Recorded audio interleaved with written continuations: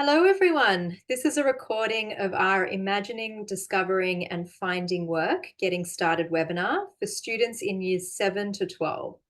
My name is Talia Rashan. I am a Capacity Development Coordinator at Resourcing Inclusive Communities, which is an initiative of our larger organisation, Family Advocacy.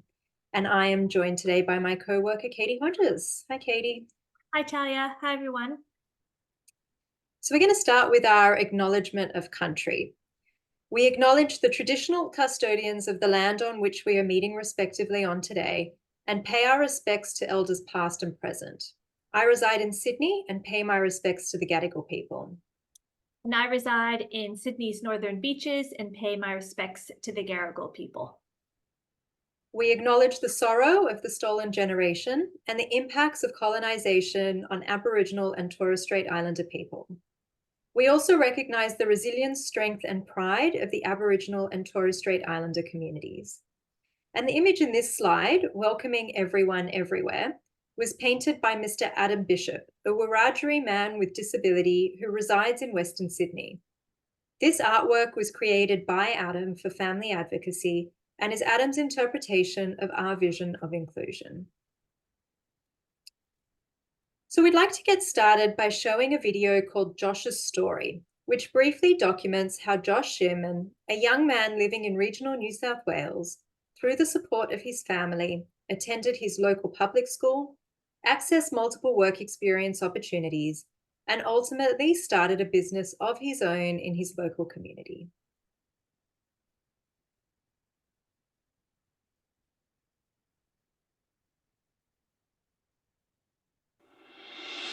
Josh is a 20-year-old man.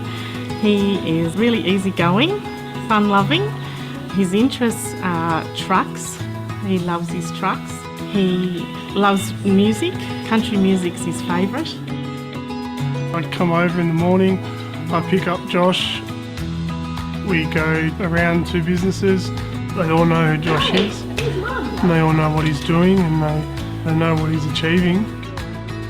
It means that Josh is just living a normal life. He gets up and goes to work every day, just like everyone else does.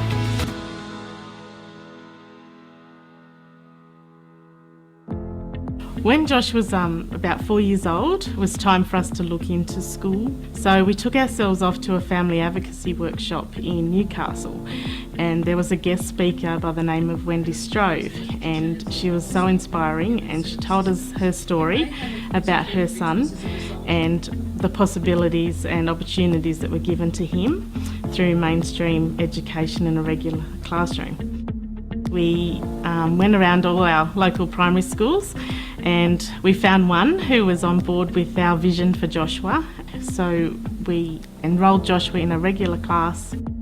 He was invited to all the birthday parties. He went on excursions. He did everything the other kids did, and he had a beautiful, positive experience from kindergarten right through to year 5 until we moved to Bathurst. We actually enrolled Joshua in a special school when we first moved here, and it was just not in our vision of Josh's future.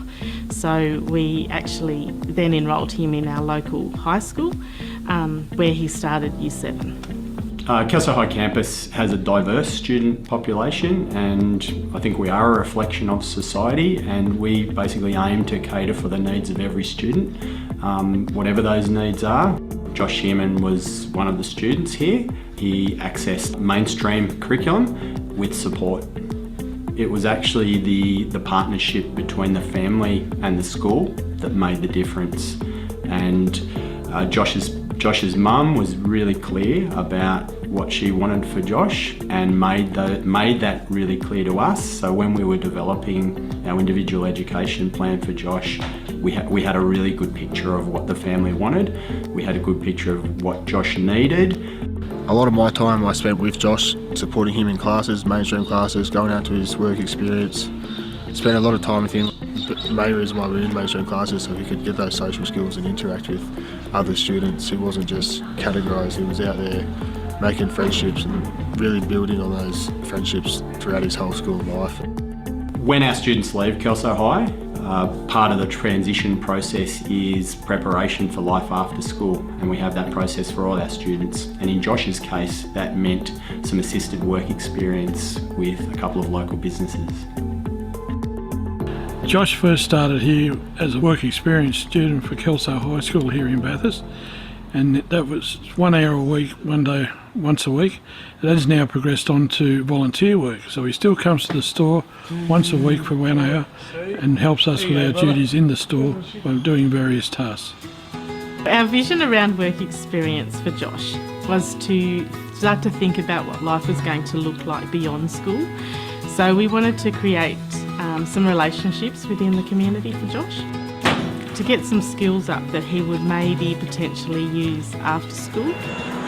We've known Josh for approximately 5 years, I guess. We've known him through his mum and dad, Chris and Vanessa, and they approached us for Josh to do some work experience with us here at Kelso Truck Tyres. We're a customer-orientated business, and with Josh's autism, we weren't quite sure how that was going to impact our business. He's been a great fit, and he still does volunteer work for us at the moment. So the independence that he's shown has evolved over time, and now it's basically just a matter of handing him something and he knows where to find that and can complete the tasks basically independently. Since leaving school, Josh has his own business called JLS Mailing. This involves Joshua going to the post office and collecting businesses' mail and then delivering the mail, and he picks up the outgoing mail and posts it at the end of the day. Chris and Vanessa, Josh's parents, approached Michael and myself about an idea for a proposed business for Josh once he'd left school. 12 months prior to him commencing his business, he'd come in and practice the footsteps, I suppose you'd call it, and the processes involved. To this day, Josh still delivers our mail. We can see it's a meaningful business for him and he's getting a lot out of it, and so are we. JLS Mailing has 14 businesses on board. It has its own website, Instagram page and Facebook page, and it's been built on word of mouth. When I come around in the morning, I wear my uniform, and he always looks at his badge and he understands that he's leaving the house to go do his mailing. Josh has just built that relationship around town with his businesses because he is seen every day. He sees these people. He gains relationships around town with other businesses, and he becomes a member of our community. How are you today?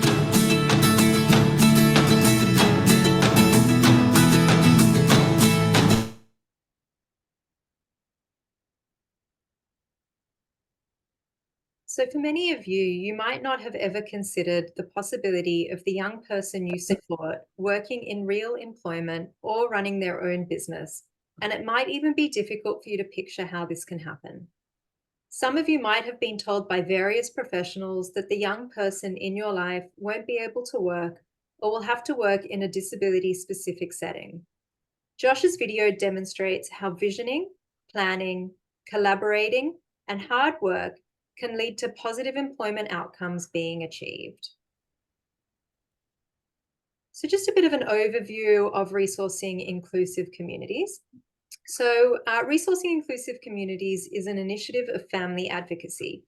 The vision is that people with disability thrive in the heart of the community, sharing the same everyday experiences as their fellow Australians. The initiative works with allies in the community to support this vision by providing resources, information, mentoring, and training, and also supporting positive change through working with people with disability, families, communities, and services. And Family Advocacy is a New South Wales-wide disability advocacy organisation that works towards promoting the rights and interests of people with disability through strengthening the advocacy of families across New South Wales, so they can effectively advocate with or on behalf of their family member with disability. Family advocacy was founded in 1991 by families who were concerned about the rights and interests of their family member with disability, which was driven by many families recognising that their family member was not provided with many of the same opportunities that most Australians had access to, such as an education at their local school, access to employment, support to live in a home of their own, and generally support to be more fully included in their community. Over 30 years later, many of these barriers still exist, so the importance of continuing this work is ongoing. Family advocacy is still governed and staffed by family members and allies of people with disability. Family advocacy provides free advocacy advice and support to families to enable them to advocate effectively. They support families to develop awareness, knowledge, and skills so that they can take on advocacy-related leadership roles to influence broader change. And family advocacy also undertakes advocacy at a systemic level. So change happens for all people with disability. And this involves working with government, community groups, and politicians. And we would encourage you to please contact family advocacy if you feel that you require advocacy information or advice. And just a bit as well about the project that Katie and I are involved with, which is the School to Work project. So the aim of the School to Work project is to inspire and equip students with disability through the support of families to seek meaningful paid employment in the community. We do this by providing workshops, webinars, and conferences, speaking to families one-on-one, engaging with professionals, and also developing resources. The project is being delivered over 4 years across New South Wales, in the ACT through the organisation Imagine More, and in Queensland through the organisation Community Resource Unit. Throughout the project, we aim to show that employment for people with disability does not have to be and should not be separate. So when we speak about employment, we're not referring to grouped employment, day programs, or disability-specific employment options. We are talking about real paid employment in the community, where people with disability are working alongside those that do not have disability. So today's agenda is going to focus on introductory topics for families and professionals to think about and carefully consider as you support the young person in your lives to find real, meaningful employment. These topics include the concept of the good life and the notion of vision, focusing on the young person's interests and contributions, and the importance of maintaining high expectations. Also, the important role that community connections play, exploring opportunities, and how to ensure a student is set up for success. Further, to clarify, today's information doesn't focus on specific services, programs, or environments a young person can access. The information includes tools and strategies which can be utilized to support a young person to consider what is possible for their employment future and getting started on the first steps you can take to support that vision. So I'm going to hand over to Katie now, who's going to go through the concept of the good life. Great, thank you so much, Talia. So the good life is a common phrase that we have all probably heard. To some, it may mean a life of luxury and comfort, while to others, it is a life that brings fulfillment. There are universal attributes of a good life for all human beings, and there are individual characteristics of a good life depending on who we are as a person. So what are some of the characteristics that make a good life? Having close friends and family relationships, being healthy both physically and mentally, having a place to call your own home and your own space where you are comfortable and safe, as well as being accepted, being valued, and being treated as an equal. Having enough money to meet ends, to meet ends, connections with colleagues, pursuing your own interests, and also being seen as an individual. So for people with disability, the good life is no different than people without disability. Our common humanity is the reason we all see these life-giving things as significant to our ongoing well-being. Therefore, it is important that we vision what this could mean for a person with disability and plan strategically to make it a reality. The pursuit of the good life is not always as easy for a young person with disability, usually due to low expectations or different expectations placed on this group of people. However, the pursuit is essential if a full life is to be experienced. Many people with disability, for example, are often told from a very young age that they may never accomplish those goals which would be expected of individuals of the same age. People with disability are often placed in segregated settings and experience a life of disability programs starting from a very young age, which can continue into the teenage years and adulthood. However, with the right supports and intentional planning, people with disability can go on to accomplish many of the things seen here on the image in front of you, which should be the expectation for all people with disability. And of course, part of creating the good life for ourselves also includes having meaningful employment, especially as we age into adulthood. As adults, it is often how we spend most of our days and sometimes nights and weekends, depending on our roles. Meaningful employment provides a sense of identity, an opportunity to build long-lasting and close relationships, the opportunity to contribute to our communities and form connections, financial independence and security, a sense of purpose and self-worth, and an opportunity for ongoing skill development. Again, these are all aspects of a good life for all individuals. And so when we consider those aspects of life which help to create a good or typical life, it can be helpful to reflect and consider what is wanted for the young person with disability now and in their future. A good quality of life, connection with family, friends, and community, meaningful employment, and typical life experiences rarely happen for people with disability without significant planning. Therefore, it is important that families vision for their sons' and daughters' future, believe in that vision, and take determined action to achieve the vision, and they too will experience the good things that life has to offer. So what does vision mean? How is it used in the context of disability? A vision is what is imagined as the best life for your son or daughter or family member or young person that you support. It is a clear idea and positive dream of what is wanted for somebody's life. So to provide clarity around this concept of vision, we are going to show you a brief video of a woman and mother of a young man with disability named Wendy Strove, speaking to what she sees as a vision for an individual. She points out that still today, most people with disability live a life of disability programs that are often separate from the general community, but how using your vision can help move against society's expectations for people with disability. And I'll bring up that video now.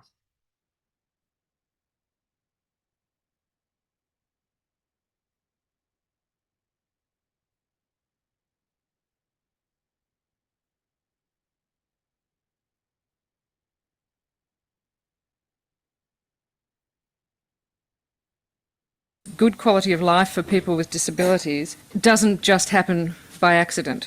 There's a long history of provision for people with disabilities that pretty much tells us how things will work out if things are left to chance or to existing human service systems. It may happen for particular individuals as a result of a clear vision and determined action. And it's that vision of a better life that will actually make the difference. Now, some people actually hear the word vision and they think it sounds a little bit, evangelistic. Hallelujah, I've had a vision. To me, it doesn't mean anything like that. It means having a very clear idea and some positive dreams about what we want for somebody's life. All of us dream all the time for ourselves and for the people that we care about. But sometimes some of those dreams are so basic and so fundamental that we hardly even bother to articulate them clearly. However, when most people are asked about what kinds of things they think are the basic elements of what they would say is, good quality of life, they usually say very similar things like relationships with, friends, acquaintances, and having people that actually care about us. Having a place that you feel reflects who you are and is your private space that gives you a sense of security. Opportunities to pursue skills or interests and to actually choose the things that you like to do and to have opportunities to do those things. They talk about making a contribution and being seen by other people as having gifts to bring to others. To a certain extent, they talk about, having enough money to live in security and not living in poverty, and ideally having good health. And if these are some of the things that most people kind of identify as being contributors to good quality of life, we could say that they're actually pretty ordinary dreams. They're pretty everyday things. And having a vision for a person with a disability, for me anyway, is really about claiming for that person the right to the same kind of ordinary everyday dreams that most people hold dear. So put simply, it means believing that a person with a disability can have the same kinds of dreams and will need the same kinds of things in their lives that other people do. A vision will reflect a view of what is possible for people with disabilities that reflects quite an altered mindset from what's commonly out there in our community. From birth, the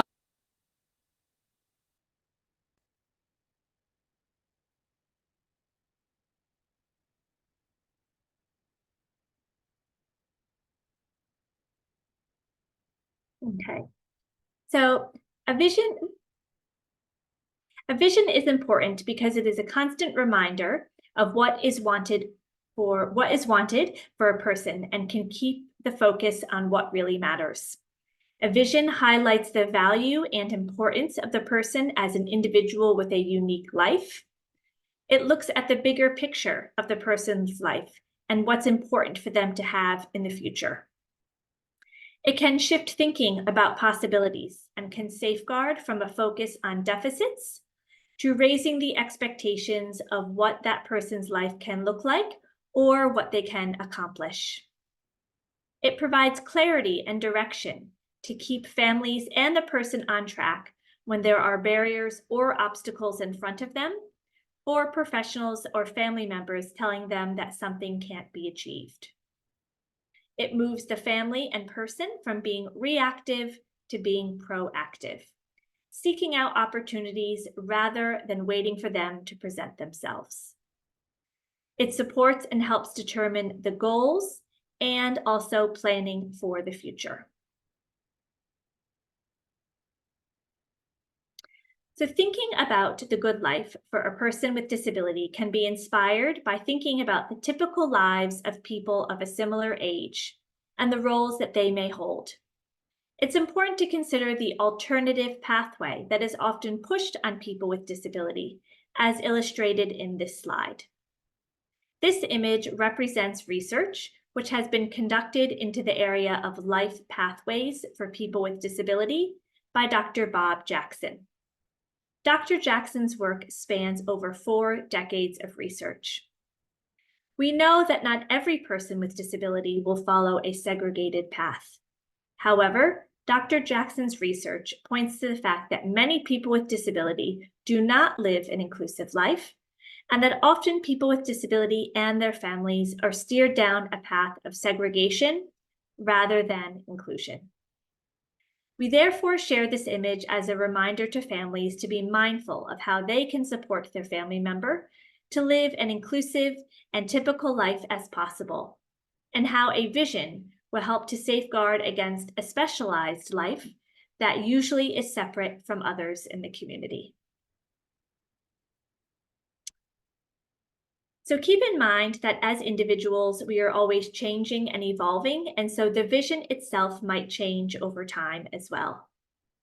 It is never too early or late to start thinking and creating a vision. There's a lot of work that can be done around completing a vision statement, and you shouldn't feel that this needs to be completed immediately. So in this example, you can see we have a vision of Sunny. So our vision for Sunny is that people will get the opportunity to know the friendly, sporty, and loving adult that Sunny is. That Sunny has many levels of connection with people from regular acquaintances through to satisfying friendships, and that his life has variety, personal interests, engagement, fun, and learning opportunities. If you are a professional or an educator, we have also received positive feedback from many professionals who share that they plan on creating a vision with the young people that they are supporting, and how this practice can positively influence their work and support the young person. I'll now hand it over to Talia, who will be talking about interests and contributions. Thanks, Katie. So meaningful employment should start with who the person is as a unique individual and should be connected to their interests and contributions. Consider how you identified the job, role, or employment experiences you wanted to explore, test, or even make a lifelong career. It was most likely based on a set of interests or strengths that you had or developed as a young person, leading into adulthood. Every person is a unique individual and will have a unique career pathway and life after school. And this, most importantly, is not determined by diagnosis or disability type, but rather by what they are interested in and what they are good at. Most of us have tried various jobs or have ended up in a job because it either appeals to our strengths or interests, or if we're lucky, both.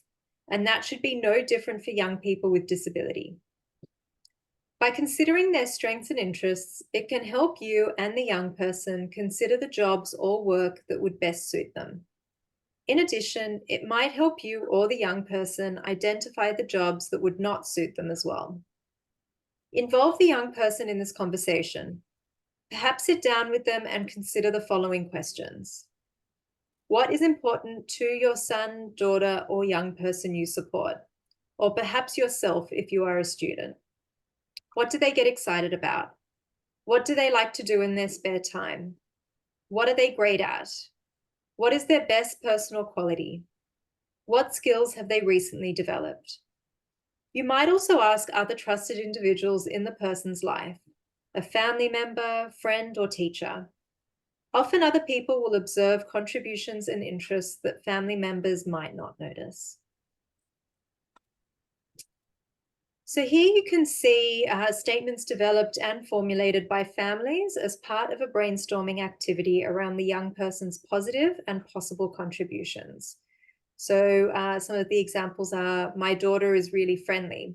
She takes every opportunity to meet and speak to new people. My son is great at noticing the differences in things. My son can name all of the Swans players in the AFL team. My son loves being in nature. He's a bushwalker, beach lover, and gardener. My daughter is great at holding her breath underwater. And my son focuses really well when given a specific task.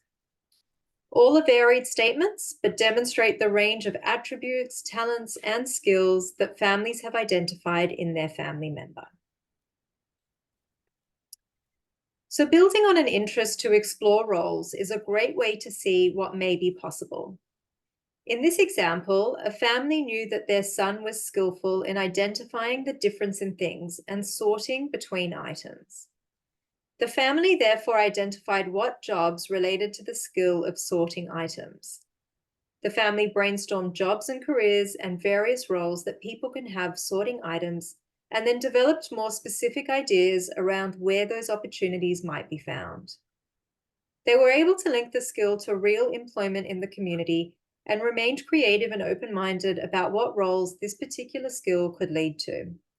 They put everything down on the page, and it's a great example of not ruling anything out, because there is time for the young person to grow, learn, and develop skills.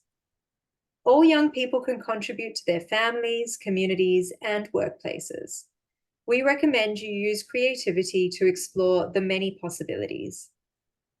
In our face-to-face workshops, we do go through this activity, which is referred to as the power of 10. As a result of the activity, family members have a broader understanding of roles that the young person can investigate based on one of their specific interests or contributions. So we would say, believe there is a job out there for the young person in your life and hold high expectations that they will achieve their goals. Sometimes it takes some creativity, but there is a job out there. If you as their family and support expect that the young person will have various work experiences, will find real work and maintain real work in the future, it is more likely to happen. By raising expectations, we can begin to see that employment and a meaningful career is achievable. Dreams are important as well. We all dream about our goals and plans for the future. Ask the young person what their dreams are. Also consider what you have observed that indicates the young person's dreams. And of course, you can always go back to the young person's vision if you need to provide clarity and direction and to address any challenges that may come your way. So as we start thinking about the person's interests and contributions, we can start considering the pathways in which young people typically find work. This usually happens through the informal connections we have with our family, friends, neighbours, and other community members. It is often who you know, not what you know. First experiences might not be paid work, but opportunities to gain independence, confidence, grow social networks, and skills to join the workforce in the future. For example, a young man who collects the neighbour's mail when they're on holidays, or a Year 11 student who volunteers with her family at a local charity. Also consider who takes an interest in the young person. Is your tech-loving neighbour asking how your young person's schooling is going and what their plans are for the future? Does the local grocery store owner actively engage with your young person when you shop at their store? Engage in those interactions positively and with an open mind about what opportunities can develop in the future. For some individuals, you might need to provide more information and clarification around the opportunities you are seeking for your young person. Maybe the neighbour can spend some time with them, talking about their job and answering questions about their role. Perhaps it would be helpful for the grocery manager to know that whilst your young person doesn't have many verbal skills, he or she would be great at stacking shelves. Saying something as simple as, "I'm looking for a job for my son or daughter, is that something I can talk to you about?" Or if it's appropriate, share your vision for the young person, or parts of it, to better help other people understand what you want for their life now and in the future. It can also be useful to invite others to help.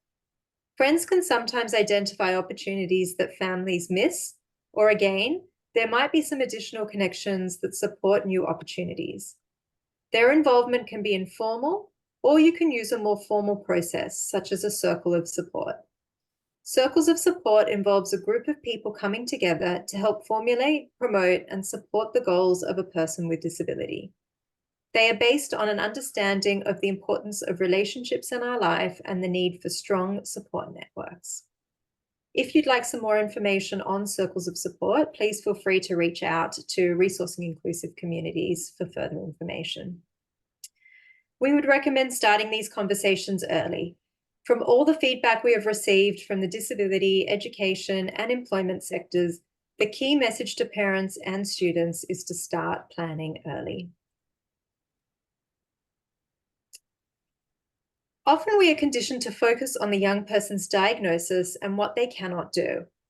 If we believe that the young person can work, then we need to start putting a positive introduction forward when we talk about them with family, friends, and the connections that we have in the community.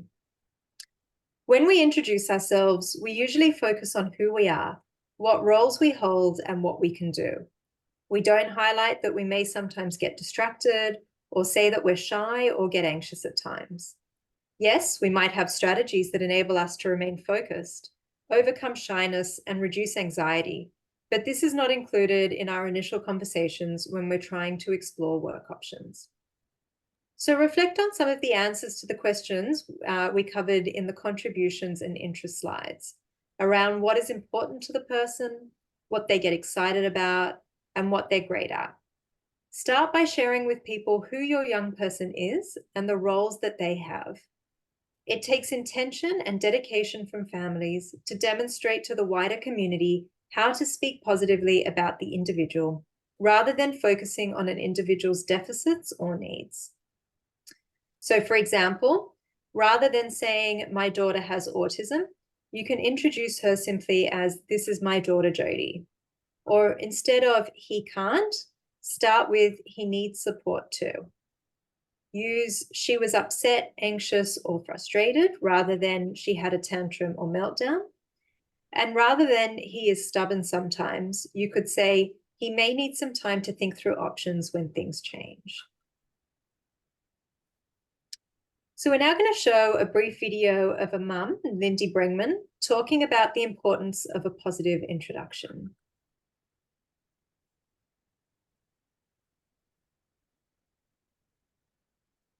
When it came to enrolling Millie in school, my husband and I decided that we wanted her to attend the same school as her sister.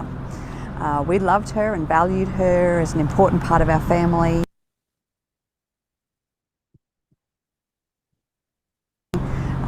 We saw her as a beautiful individual who would grow up to do amazing things. We thought others would simply see her this way too. We knew there would be challenges, but we thought nothing more than we could handle. My husband's a doctor, a GP. My background is as an occupational therapist. And then a big turning point for our family and our beautiful girl was when we attended a weekend for families who were wanting their loved ones with disability to be included in life. It was there that a wise mum of a young woman with disability shared a very personal story with me. It was during a small group exercise we were doing on the power of a positive introduction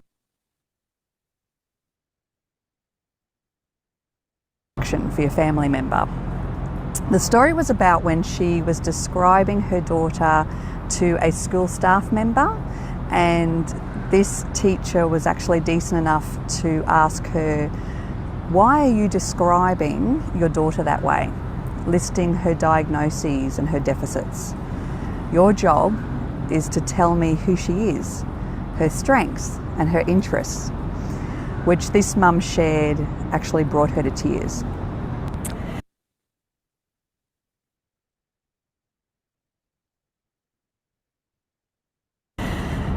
At that family weekend, when we were doing the positive introduction activity, much to my embarrassment, it felt awkward, struggling to describe my daughter in terms of what she was good at, what she liked and enjoyed, the roles she played. Because my thoughts and conversations had been consumed with milestones and medical terms and developmental goals for years, I honestly felt like I had robbed my child of a childhood that her siblings got, but she didn't because she had a disability. I have learnt that all the wishing in the world will not get people to see Millie for who she really is. It takes intention from me. It's unfair and it's wrong, but it's where our world is at the moment. I see it as my job to lead the way, to show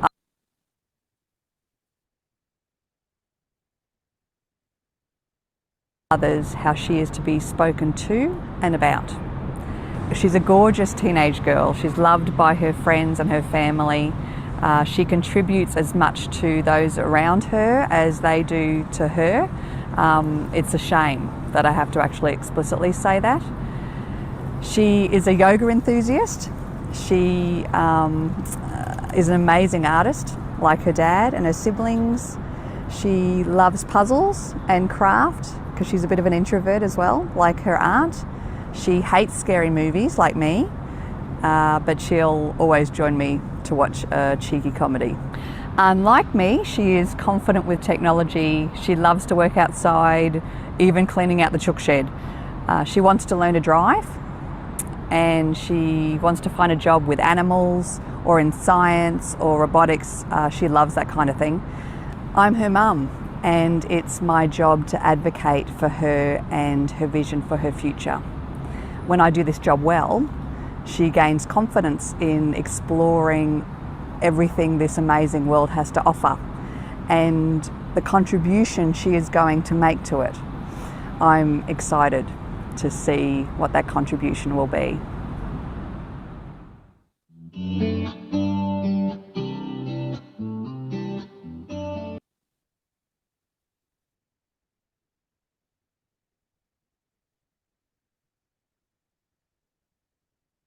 Okay, so let's briefly take a moment to look at the opportunities that young people have available to them and or they might be considering for the future.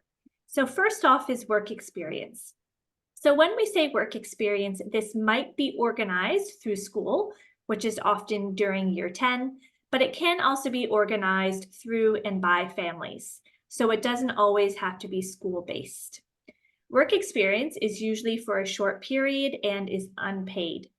It typically helps students to understand what work means and what sort of work they might enjoy in the future. It can also build the individual's confidence and connections to their community. During work experience, it's important to look out for any future opportunities that may exist, which can lead to paid job in the future. And of course, paid work. Paid work can occur within larger companies such as Kohl's and McDonald's and Woolworths, who often have many roles within their organizations. Small businesses in the community are also a good option, as they can sometimes be quieter and smaller working environments. Paid work might also be in a family business, where the owners and operators know the young person well, their strengths, interests, and supports that they may require. A school-based apprenticeship or traineeship combines paid work and training during school, as well as an industry-recognized national qualification and a credit towards the HSC. And there are a range of industry areas within both the apprenticeship and traineeship streams. Volunteering can also be a great first step to getting paid work. Being a volunteer has many benefits. They include having a positive impact on the community and building important personal and work relationships. It can be helpful to look where other young people are volunteering, such as music festivals, fun runs, or bush regeneration, or in environments where young people can meet and form relationships while also engaging in work that is likely to be interesting and fun. And of course, micro-enterprise. This might be a new term for you, and you might be asking yourself, what does this mean? But put simply, a micro-enterprise is a small business that is simple to start, requires minimal capital, and has a viable purpose. For example, a young woman who has started making hair scrunchies for the local girls' soccer clubs. In the next recording, you will hear us talk more around various options through school and tips that you can use in working with school. So with any opportunity or experience that comes along, the young person needs to be set up well to be successful, whether it is paid work, work experience, volunteering, and/or an apprenticeship or traineeship. Going into new environments can be challenging for most people, so having a plan is really important. Set up a plan for the young person to become familiar with the environment they will be attending. Work with the business owner, the manager, volunteering coordinator, or whoever the appropriate person is. Think through what you know would be essential to set up the person for success. So that would include understanding the tasks before the person starts the job, perhaps request a list of tasks from the employer, or ask if you are able to visit the environment to take photos of what those tasks look like. Again, visiting the environment beforehand so that the young person is familiar with what it looks like on their first day. Make initial introductions to their coworkers or co-volunteers through a valued person in the organization. So the boss, the manager, or the person who's overseeing the experience. For those young people that are receiving support in the environment or workplace, support staff should complement the person with disability, so they do not block the expectations of other observers or coworkers in the environment. Identify the appropriate dress code for the young person, supporting them to be fully placed in a role. Further, make sure the job coach or any support person is also dressed to blend in. And if it's appropriate, you might even run through scenarios, possible scenarios in the workplace that might occur and how the young person would respond within that scenario. And as we move to the end of this session, we want to reiterate that we know there are often many barriers for young people with disability facing when it comes to accessing employment. But we hope that the information we shared with you through this recording will assist you to take steps to overcome them. So therefore, remember to refer back to your vision and refer back to your vision, or if you haven't already, create a clear vision for a full and meaningful life for the young person. You may not know how you're going to get there, but don't let that get in the way of dreaming big. Clearly identify the young person's interests and contributions, and engage the young person in these conversations.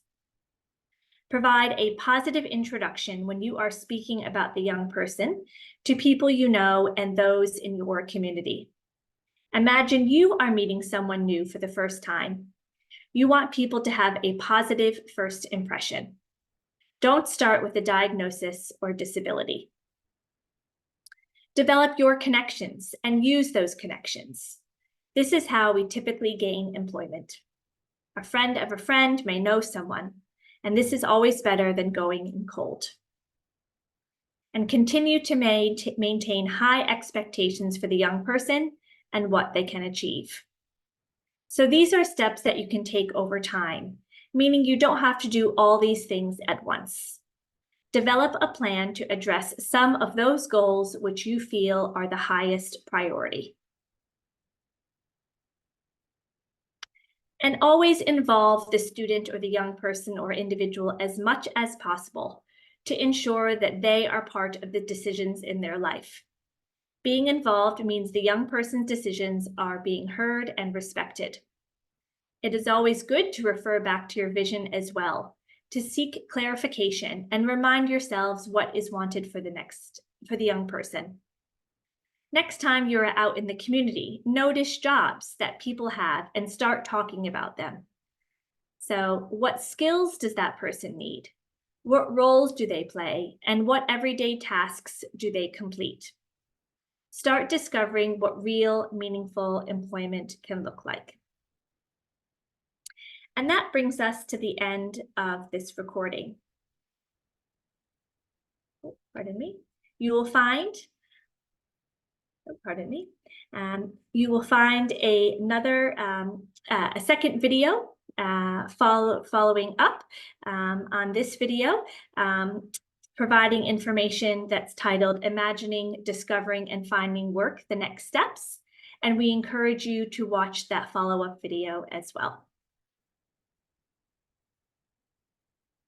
If you have any questions relating to the information that we've shared today, or if you would like to have a discussion around employment for your young person, please feel free to contact us on the contact details listed here.